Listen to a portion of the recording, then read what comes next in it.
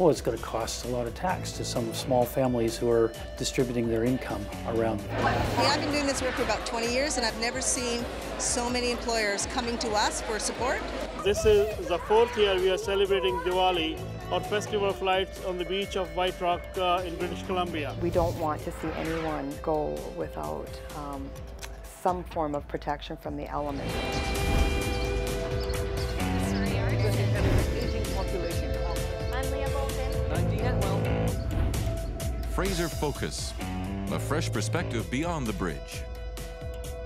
Hey everyone, welcome to Fraser Focus, local faces and local places in the South Fraser and Fraser Valley area. I'm Leah Bolton. And I'm Dean Atwal. It's a cultural celebration today as we explore the South Asian festival of Diwali right here in White Rock. And let's get Surrey hired. What I mean by that is I head over to the Chuck Bailey Rec Center and talk to people about getting a job. There's almost 59 different employers there, so they're bound to get some employment. To start off the show, now this refers to employment as well, we're exploring 3 tax loopholes that are about to be eliminated by the federal government that impact small businesses. I love those taxes. We've been open for about a year here and we employ about 15 individuals here. It's so hard to survive as a small business, and it feels like it has been getting harder, not easier. The Liberals' proposed tax reform for small businesses will include changes that affect income splitting and lifetime capital gains exemptions. Here in Port Moody, British Columbia, a local bakery operator feels that operations like hers are being unfairly targeted. I mean, with the income splitting, I mean, my husband and I both work in the business, so that one doesn't affect us right now. The concern that I have with it is down the road, you know, this is named after our daughters. We want them to be involved in the business. But there's like the subjectivity piece that I still don't quite understand. But what Juliana's capacity will be as far as her involvement, that remains to be seen. But she should be able to be like gainfully employed, hopefully, here. And that's the goal. So this puts that into question. You guys working on your Southwest mix? Now, of the 3 tax loopholes, Lisa doesn't take advantage of one of them, the passive income investment, simply because there's not enough money to do that. Are you going to take it with you to go? Business is very risk adverse already. We're living in very uncertain economic times. And when we're talking about the limitations that are going to be posed on small business, their inability to be able to reinvest and pay themselves and their family members who also commit specific resources, specific time, advice, it really is an unfair tax. Do you have a minute to stay? Would you like the cookies warmed up at all? Really get to know your guests and your customers first name basis. I think just that ability to connect one-on-one with our guests is probably the most special part about being in a small business. I feel as though they're already paying so much, and you know, if that's the difference between a small business being able to make it or not, I can't see there being a need for more taxes put upon a small business like ours. How do the changes directly affect these small businesses? I love using the gas fitter example. You're a gas fitter and you own a company, and your wife is also an owner of that company, and maybe you have some children who you may have as owners or not as owners in that company. If anybody other than the gas fitter gets the income, they'll pay tax at the top rate. What used to happen before is you would pay tax at whatever rate you were in. So if the wife received the income, she would receive the income at whatever bracket she was in, which might be the low bracket or the middle bracket. But now if she receives any income, it comes at the top bracket. No choice. No choice. So is this a negative or a positive thing? Oh, it's going to cost a lot of tax to some small families who are distributing their income around the family. Small business is the middle class. And really, you know, what we're trying to do is make sure that government pays attention to specific businesses throughout the country, more specifically in Surrey, where we're going to be the largest city in British Columbia. 90% of businesses in British Columbia are small and medium-sized businesses that are going to be adversely affected by these proposed tax changes. What has the reaction been not only from your employees but your customers here? You know, the way that it's been explained, it's just a matter of being fair, but I don't think it's a well-rounded conversation because there's a lot of realities that face small business owners that people don't know. And so we just want the ability to have like a more involved consultation process so that we can really get to the bottom of the impact this is going to have. It doesn't feel like that's been done yet. Somewhere like this, it would be really sad if it closed, because we're quite limited anyway. We quite struggle, don't we, to find somewhere local.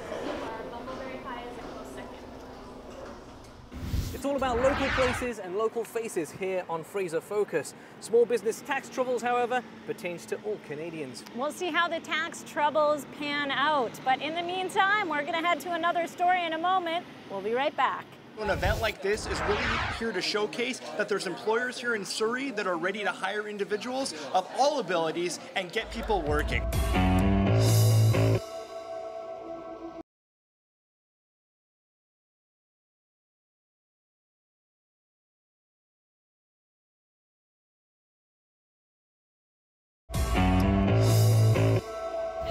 Doing today is we're looking to hire for the same position at that event, and so what we would be doing today is scheduling people to come in and attend that event again next week. Hey guys, welcome back to Fraser Focus, local faces and local places. As we can see, we are here today at a hiring fair. It's called Get Surrey Working. It's one of the biggest hiring fairs around in Surrey, and it happens once a year. We're just checking to see how many people will get hired today.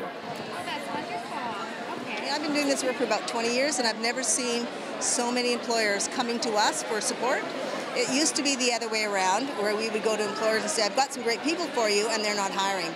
Completely opposite now, where it is the employers coming to us and say, hey, I need to hire 20 people by last week. Can you help us? Yeah, employers recognizing our ability to work with individuals, to prepare them for the interviews, to screen them. So if we're understanding the employer and what they need, then we can actually work with our clients to find individuals who are suitable for those positions. And then, that process of interviewing and hiring goes that much more smoothly. I have a very, very strong interest at this marketing. And if I can work with a team on doing something like that, I'd be more than happy to. And I talked to the ladies, and they were very sweet and very encouraging. And you never know. We're excited to have you.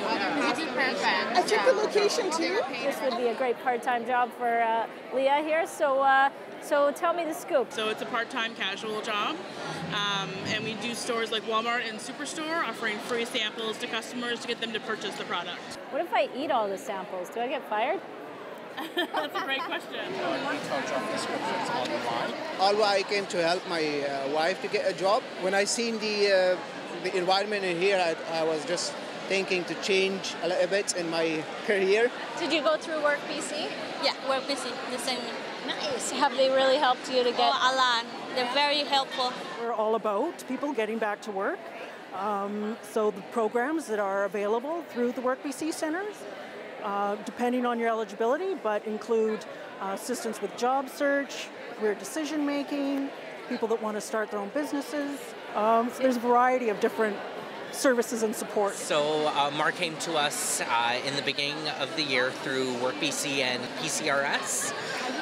And we worked together to create a new position at our Langley location, and the job developers helped match Amar up, and he has been extremely successful in fulfilling the role. Low kick, as well as the 2796. Is this table okay?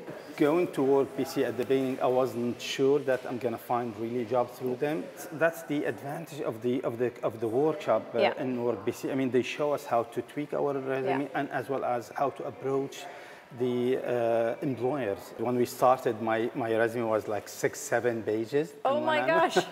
When I'm finished, it was only like 2 pages, 3 pages. So you're hoping to get a job today?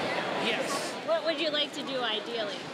Well, I am quite good with sewing and stocking.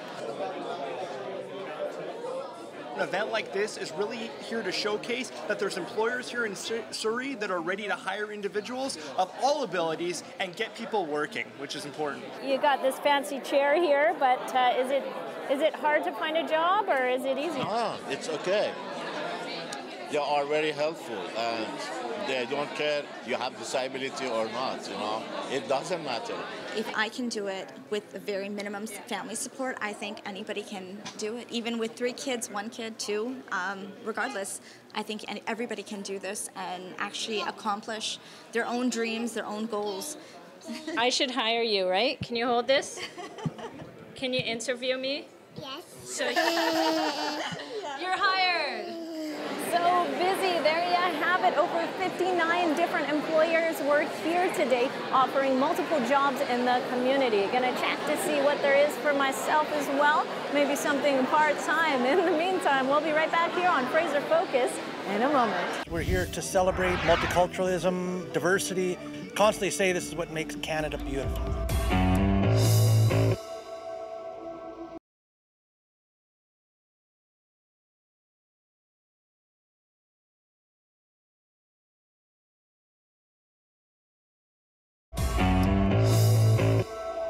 Welcome back to Fraser Focus. The South Asian festival of Diwali celebrates light over darkness, and here in White Rock, the festival has grown cross-culturally. This is the 4th year we are celebrating Diwali, or Festival of Lights, on the beach of White Rock in British Columbia. And why here? Why White Rock? The White Rock, the idea of White Rock is because White Rock is one city which has a population of people from all sorts of communities, all different countries. It's a very multicultural city which represents the real fiber of Canada. We're here to celebrate multiculturalism, diversity, the different songs and dances. And I don't like saying performance, but sharing of culture and sharing of history. It's a beautiful thing. I would constantly say this is what makes Canada beautiful. I think as a multicultural family within the White Rock community, we make sure that we go out to all the festivals and that the kids learn to appreciate the different cultures so that we can celebrate one another and build good friendships, right?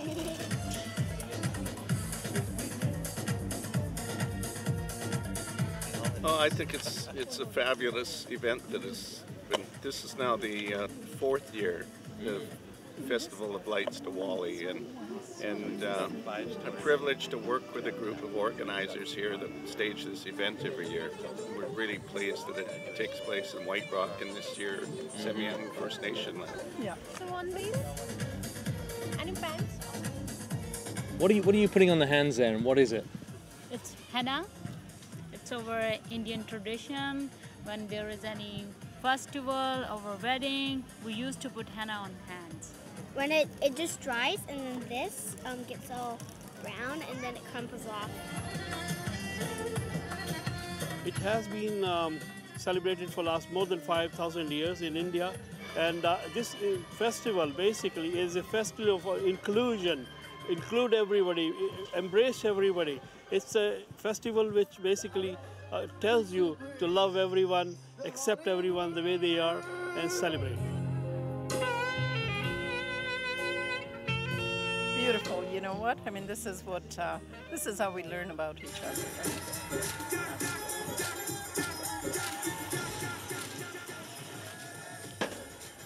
Oh, the most beautiful food in the world. That's what I'm waiting for, is lunch. Well, I can smell right now. We can smell the food. What did you have? What did you have there? It's samosas and pakoras. I see a lot of empty plates there. You've polished it off. Butter chicken. Oh, what can you tell me about South Asian food? What is it? Spicy and just warms the blood.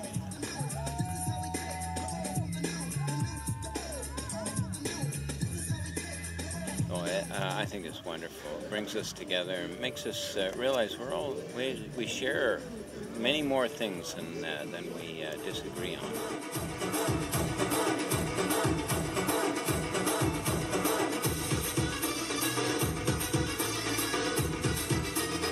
I think one of the things that we don't do enough is share our culture or openly hear from one another, which is, again, I'll say it time and time again, that's what makes us beautiful, is our differences.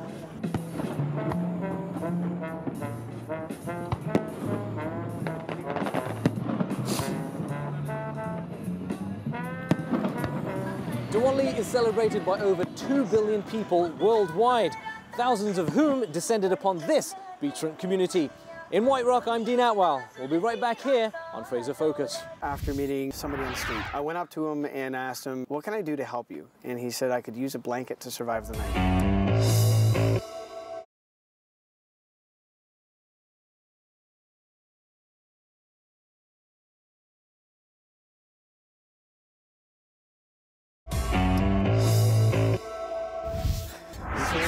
What it's like in Mission right now. Where would I? Hey guys, welcome back to Fraser Focus, local faces and local places. Right now I am here in Surrey in the Whalley area with Greg from Blanket BC. Hey Greg. Hey. We are handing out blankets to the local shelters and to homeless in the area. Are you ready? I'm ready. Are you ready? I'm ready. You do this all the time. You should be ready. Let's go. Oh, they're not towels. By the way, I got some stuff for you guys. So. Blanket BC started after meeting somebody on the street. I saw somebody in an alcove coming out of a movie theater downtown Vancouver in 2005. I went up to him and asked him, what can I do to help you? And he said I could use a blanket to survive the night. They're warm. That's what matters. I'm looking forward to the walk, Greg. We depend solely on these types of gifts to feed and to clothe and keep people warm, so partners like BC Blanket are crucial to what we do. Do you guys know what the BC stands for? British Columbia. Nope. Beautiful communities. Anyone in there? It was not until later on I spoke to my son Ben, who was not even 2 years old at the time. Thank you very much. I'm Chris from Night Shift. Hey Chris. This is Greg from Blanket BC. When I kind of mentioned Blanket BC, Ben kind of stopped what he was doing, turned to me, and with the biggest blue eyes and the chubbiest of cheeks, he smiled at me, and I knew Blanket BC was born. Hey, we don't want to take more chances. Your boys need their mom. So usually what Blanket BC does is we drop off blankets mainly to the shelter programs because we want people to go to the shelters to get the blankets and also to find and seek help. Hi, Bonnie. Hi. How are you? We provide more than just soup. We're not just a soup kitchen. We provide a number of services for people and another number of groups. We have a lot of working poor that live in the area. We hand them out whenever there's a need, and we don't want to see anyone go without some form of protection from the elements, of course. And so we use them all. We use them all every year, and so we really appreciate the donations. We can make weekly donations, we can do monthly donations. It's an honor to be able to give, these scarves because it has more meaning than just warmth. Chief McQuenna Elementary School kids made these wonderful warm scarves to keep people warm and to let them know that they're loved. Here's a message. This scarf is one of a kind. My name is Inspector. You know what that means? Everybody's one of a kind. No, we're all one of a kind. We've had some hard roads, but we really appreciate it. And a lot of us have kids, and a lot of us haven't been able to see our own kids. And so for us to know that some kids love us and care about us, it means a lot to us, and it inspires us to, maybe try to get back and be there for our own kids as well too. So. Anybody else got a hand? Yeah, I do. Extra arms. You see our van, it's a small van. We're gonna need something bigger because we'd like to make bigger deliveries. So that's one of our goals this year as well, is to get a big cargo van so we can make bigger deliveries. River Rock. Nice. Yeah, so they're really, really like nice Egyptian cotton. Beautiful. Yeah, I could use some of those. Yeah, me too. So okay. See you guys. So that's it, Greg. No more blankets left. There's more in the van though, right? Lots in van. We have a lot of deliveries to make. All right. Stay with us here on Fraser Focus. We'll hand some more blankets out. Love it. It's better than Christmas to me. Well, hello. You don't happen to have some candy for a sweet little old lady, do you? Yeah, it's a good holiday because everyone's having a lot of fun. It is. You don't have to worry about splitting yourself in 4 people, being at everywhere's relatives, and you're just out to have a lot of fun. You have to clip it over here. Yeah. What's kind of the most popular for people in the Surrey area? Right now, the big thing this year seems to be a lot of zombies. because they get such a wide variety of makeup and wig options to go with their costumes, and they're very comfortable costumes as well. Hey, check this one out. I got a leprechaun on me. You're right. Puppy monkey baby. Puppy monkey baby. Oops. You're not a witch anymore. No. And in terms of outfits, do you just go for the regular outfit or do you go for the funny, witty outfits? Just the regular one, you know. Nothing too extreme. So it's all about being scared. More blood, the better. Do you think it's become over-commercialized? No way. It's so much fun. It's just like Christmas. That's mine. It's where you dress up and get candy pretty much for free. Even as an adult? Yeah, even as an adult. You just take a kid with you if you want to be an adult. Okay, let me hold this. Thank you. Well, I enjoy Halloween too, but of course I'm just not the right age to go out for Halloween. This is awesome. I love that pumpkin. That's a special pumpkin. Yay. When we can come to a corn maze or a pumpkin patch and experience that joy of being a child once again, and it's awesome. That one's to carve. So this is our corn maze, and we have some night openings. When every year we see an increase in adults coming to enjoy the night experience and maybe get spooked in the corn maze by the people that are hiding in the corn maze. Is she dressing up for Halloween this year? Yes. What's she going to be? Supergirl. And yourself? What are you going to be this year? Not being anything. Well, I certainly learned a lot on this episode this week, especially about the small businesses at the start of the show and their tax troubles. Oh, taxes, my favorite season. On that note, that is it for this week's episode of Fraser Focus, bringing you stories from beyond the bridge. Remember, if you have a story that you'd like us to share, please feel free to contact us. I'm Atwal. And I'm Leah Bolton. See you next week.